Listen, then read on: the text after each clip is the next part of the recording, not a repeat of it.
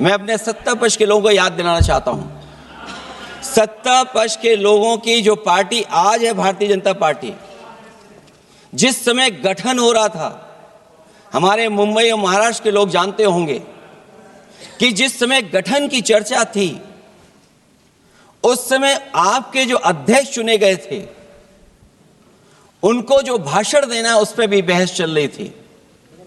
और बहस इस बात की थी कि भारतीय जनता पार्टी सेकुलर रास्ते पे जाएगी, सोशलिस्ट रास्ते पे जाएगी कि नहीं जाएगी। तमाम विरोध के बाद भी उस समय के उनके राष्ट्रीय अध्यक्ष जो चुने गए थे, उन्होंने वही रास्ता अपनाया अपने भाषण में। समाजवादी आंदोलन, समाजवादी विचारधारा और सेकुलर रास्ता अपनाया। और वही नहीं, जो उनका मंच था, उसमें जयप्रकाश जी की तस्वीर लगा करके भी उन्होंने लोगों को ये भ्रम फैलाने की कोशिश की कि जेपी के रास्ते पर भारतीय जनता पार्टी चलेगी। बताएं माननीय मंत्री जी, आप कितने सेकुलर हैं आज, कितने सोशलिस्ट हैं आज? अभी गौरव गोगोई जी ने ठीक कहा, इंडिगो का हवाई जहाज उड़ नहीं रहे कि उड़ाए नहीं जा रहे हैं? उड़ाए नहीं जा रहे। और क्या बात कही गई थी कि गरीब भी उसमें चल सकेगा। इसलिए सभापति महोदय, मैं बात दूसरी तरफ नहीं ले जाना चाहता हूं। वंदे मातरम सिर्फ गाने के लिए नहीं है, निभाने के लिए भी होना चाहिए। सभापति महोदय, आज हम आकलन करें, पीछे मुड़ करके देखें कि हम इस वंदे मातरम को कितना निभा रहे हैं।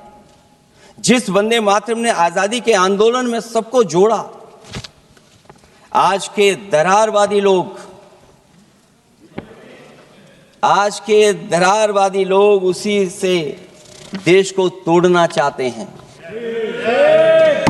ऐसे लोगों ने, सभापति महोदय, ऐसे लोगों ने पहले भी देश के साथ दगा किया और आज भी कर रहे हैं। ये चर्चा तो जोड़ने का काम करेगी ना अखिलेश जी, क्योंकि आज वंदे मातरम की चर्चा, वही मैं कह रहा हूं, वंदे मातरम में जोड़ने का ही काम करेगी। वंदे मातरम कोई दिखावा नहीं है, ना ही राजनीति का विषय है। क्योंकि सभापति महोदय, हम जब ये चीज इनके विचारों से, इनके भाषणों से जब बाहर सुनते हैं, तो ऐसा लगता है कि वंदे मातरम इन्हीं का बनवाया हुआ गाना है।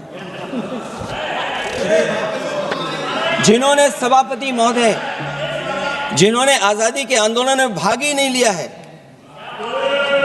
वो वंदे मातरम का महत्व क्या जानेंगे। सच तो ये है कि सरफरोश लोग वंदे मातरम दिल से बोलते थे। उन आजादी के दीवानों के खिलाफ कुछ लोग अंग्रेजों के लिए जासूसी और मुखबिरी का भी काम करते थे। आज एक बहुत ही वरिष्ठ सांसद जो विपक्ष की तरफ बैठे हैं, वो एक दल के नेता भी हैं। उन्होंने हमसे एक सवाल पूछा। उन्होंने पूछा कि आप कितने सेक्युलर हैं। मैं पूछना चाहती हूं विपक्ष से, खास करके उस नेता से और कांग्रेस पार्टी से, कि धर्मनिरपेक्षता की आड़ में सांप्रदायिक ताकतों के आगे घुटने टेके कांग्रेस पार्टी ने, जिसने 1937 में त्रिदेवी यानी हमारी शक्ति की आवाहन वाले सभी छंदों को बेरहमी से वंदे मातरम से काट दिया, और आप हमसे पूछते हैं कि हम कितने सेक्युलर हैं। महोदया, जब ऐसे तुष्टीकरण की राजनीति के पटल पर वंदे मातरम की बलि चढ़ा दी थी, इसीलिए स्वर्गीय श्रीमती सुषमा स्वराज को 1996 में इसी सदन के पटल पर यह बोलना पड़ा, हाँ हम सांप्रदायिक हैं क्योंकि हम वंदे मातरम गाने की वकालत करते हैं, क्योंकि हम राष्ट्र ध्वज के सम्मान के लिए लड़ते हैं। महोदया, ये मोदी का नया भारत है। ये भारत वंदे मातरम के मूल मंत्र को आत्मसात ही नहीं करता, बल्कि ग्राउंड पर उसको चरितार्थ भी करता है। ये मोदी का नया भारत है, जहां पर बिन मांगे मैटरनिटी लीव को 12 से 26 हफ्ते बढ़ा दिया जाता है, यह है वंदे मातरम। ये मोदी का नया भारत है जो नारी शक्ति वंदन अधिनियम पारित कर कर महिलाओं के राजनीतिक सशक्तिकरण के लिए पथ प्रशस्त करता है, यह है वंदे मातरम। ये मोदी का नया भारत है जो आयुष्मान भारत में विश्व की सबसे बड़ी हेल्थ इंश्योरेंस ही नहीं, हेल्थ अश्योरेंस स्कीम देती है, 5 लाख रुपए का मुफ्त इलाज देती है। वे वंदन कार्ड से हमारे वरिष्ठ नागरिकों का भी ख्याल रखती है। ये है वंदे मातरम।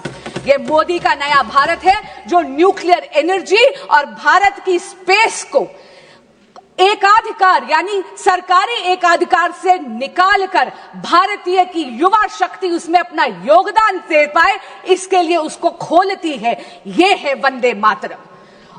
ये वंदे मातरम की पराकाष्ठा है कि मोदी के नए भारत में भारत की अर्थव्यवस्था 11वें नंबर से वैश्विक पटल पर 4थे नंबर पर आज आ गई। ये मोदी का नया भारत है जहां पर वंदे मातरम चरितार्थ होता है मेरे देश के युवा के लिए, जहां पर भारत की स्टार्टअप इकोनॉमी वैश्विक पटल पर 3rd लार्जेस्ट इकोसिस्टम बन जाता है। लेकिन आज मेरा मन बहुत व्यथित है। मेरा मन बहुत व्यथित है क्योंकि एक बहुत ही माननीय सांसदा ने यह कहा कि वंदे मातरम की बहस हो रही है। महोदया, शायद मेरी तरह वो भी पहली बार की एमपी है। हम दोनों ने इस सदन में मात्र 12 महीने ही गुजारे हैं। आपके माध्यम से मैं उनको कहना चाहूंगी कि ये चर्चा है जो सकारात्मक होती है, ये बहस नहीं है। माननीय सांसदा ने कहा कि आप अतीत में क्यों मंडरा रहे हैं। महोदया, मैं आपके माध्यम से कहना चाहूंगी कि जो सभ्यता अपने इतिहास को भुला देती है उसका कोई भविष्य नहीं होता, क्योंकि इतिहास से यदि आप उसकी गलतियों से सीखते नहीं हैं तो इतिहास वो गलतियां आपके लिए दोहराता है। आज उन्होंने कहा कि ये चर्चा एक चुनावी अमले में है क्योंकि उन्होंने बंगाल के चुनाव की बात करी। मैं आपके माध्यम से उनको कहना चाहूंगी कि बंगाल वंदे मातरम की जन्मभूमि है। बंगाल वो पावन धरती है जिसने आजादी का ये मूल मंत्र दिया, ये जय घोष दिया, जिसने स्वदेशी का ये उद्घोष दिया। लेकिन आज बहुत गंभीर और चिंताजनक स्थिति में है मेरा बंगाल। क्यों? क्योंकि वहां की रूलिंग डिस्पेंसेशन वंदे मातरम की आत्मा का गला घोट रही है। आज राजनीतिक स्वार्थ के कारण राजनीतिक हिंसा बहुत ही गहराई से वहां पर जड़ें पकड़ रही है। पर आपके माध्यम से महोदया, इस सदन को और इस देश को मैं आश्वस्त करना चाहती हूं, भगवा श्री राम का रंग है, भगवा क्रांति का रंग है।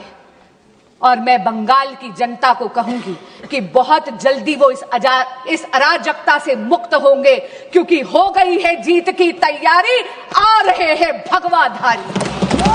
महोदया, बिहार तो केवल झांकी है, पश्चिम बंगाल बाकी है।